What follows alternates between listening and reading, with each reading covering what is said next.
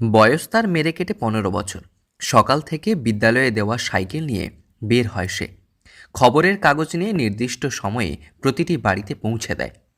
শীত হোক কিংবা বর্ষা, বছরভর এটাই রুটিন তার। কিছু করার নেই, গরিব সংসার।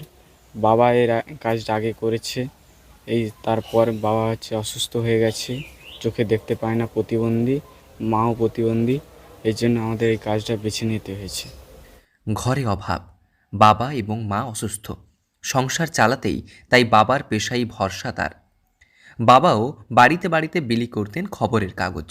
বাবার অসুস্থতার পর সেই হাল ধরেছে বছর ১৫-র ছেলে। মাত্র ১ মাস পরে মাধ্যমিক পরীক্ষা। হয়তো পরীক্ষার দিন পর্যন্ত তাকে এই কাজ করে যেতে হবে। ঘরে আর্থিক অসচ্ছলতা, গৃহশিক্ষক নেই তার, তবে হার মানেনি। মনের জোরে সাইকেল চালিয়ে খবরের কাগজ বিক্রি করে পরিবারের সকলের পেট চালায় সবং ব্লকের ১০ গ্রামের দেবাঞ্জন।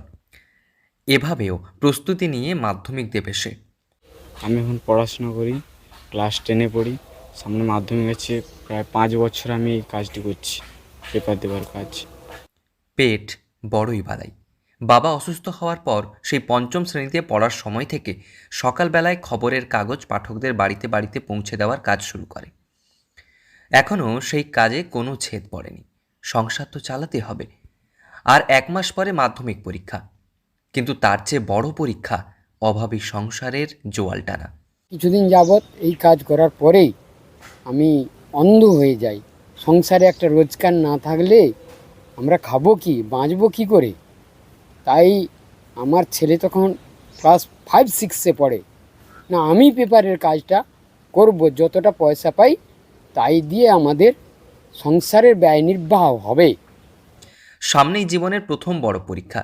যে সময়ে বেশি করে পড়াশোনায় মন দেওয়া জরুরি, তখনই নির্দিষ্ট সময়ে খবরের কাগজ বাড়ি বাড়ি পৌঁছে দেওয়ার কাজে ব্যস্ত থাকে এবারের মাধ্যমিক পরীক্ষার্থী দেবাঞ্জন ভূঁইয়া।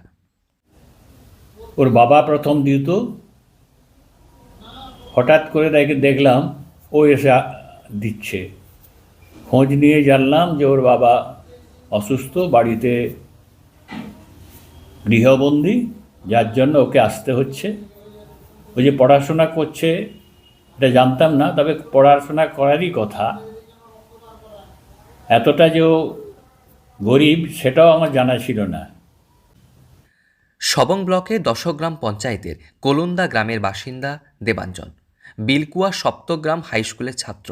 রোজ সকালে এই খবরের কাগজ বাড়িতে বাড়িতে পৌঁছে দিয়ে সেখান থেকে রোজগারের অর্থে কোনো রকমে ডাল ভাত খেয়ে দিন গুজরান করে এই হতদরিদ্র পরিবার। সকালে কাগজ বিলি করে বেলার দিকে বাড়িতে ফেরা, তারপর সময় বের করে পড়তে বসা। কোনো প্রাইভেট টিউশন নেই, নিজেই পড়ে।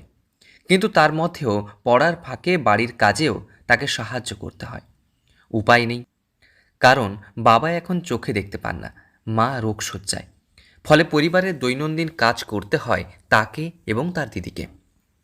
সামান্য ছিপছিপে চেহারা, বয়সও নিতান্তই সামান্য।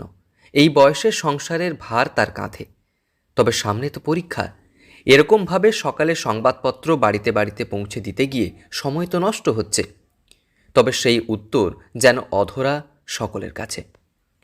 পড়ার চাপের থেকেও সাংসারিক চাপ আরও ভয়ঙ্কর।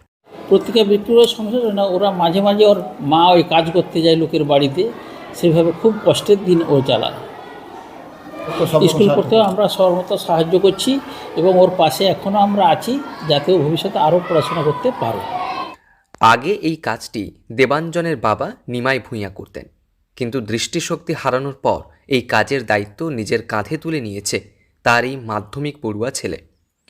কয়েক বছর ধরে বাড়িতে বাড়িতে সংবাদপত্র বিলি করে আসছে সে। তবে এই সাংসারিক যন্ত্রণার মুক্তি কোথায়? স্বাচ্ছন্দ্যে পড়াশুনো করে এগিয়ে যেতে পারবে দেবাঞ্জন? সেই প্রশ্ন সকলের। পশ্চিম মেদিনীপুর থেকে রঞ্জন চন্দের রিপোর্ট, লোকাল 18 বাংলা।